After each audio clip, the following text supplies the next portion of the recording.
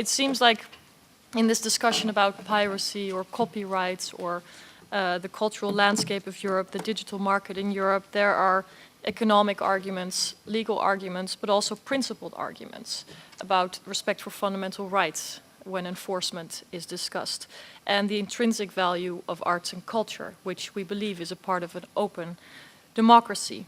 And we've tried to break these down a little bit and add some more transparency to a discussion that is cluttered by intense lobbying and a lack of facts. New business models can compete with free and can actually help foster the preservation of cultural diversity in Europe, which we are all so proud of and which we should cherish, because we live in an area in the world that has the most rich and diverse content to offer, and we should think about this more. These are transitory technologies, right? These are not, there's an arc to these.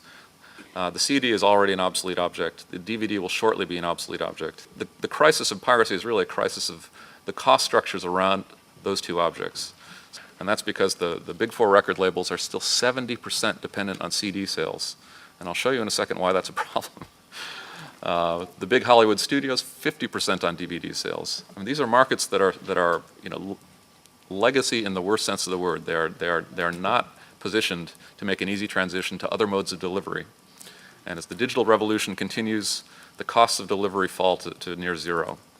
And the costs of the goods consequently are falling. And in a competitive market, that's what happens to the costs. They fall.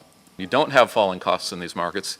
You really have to start looking to issues of competition. What's the market structure? How big are the incumbents, and what are the incumbents doing to protect their existing market model? If you keep all the options open, of course, more innovation is possible.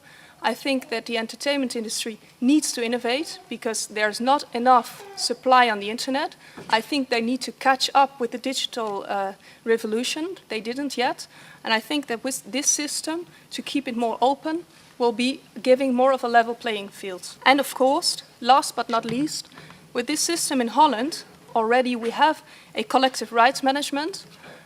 And with this system, it means that 1/3 of the remuneration goes to producers, 1/3 to performing artists, and 1/3 to authors. So in short, it's a very fair remuneration. Actually, Brazilian law, despite our reputation, is quite strong.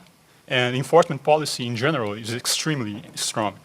Criminal copyright infringement of a commercial nature, as of 2003, must be prosecuted ex officio, which means that police have the duty to investigate, prosecutors have the duty to prosecute, and judges have the duty to trial any act of copyright infringement done in a commercial context as soon as they get to know that the act has occurred.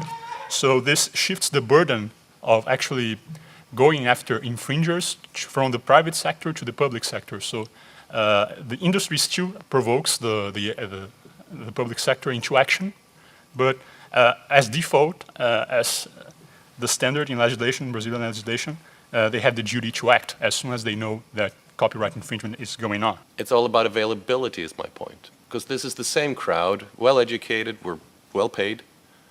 We have already bought Toy Story 3 5 times.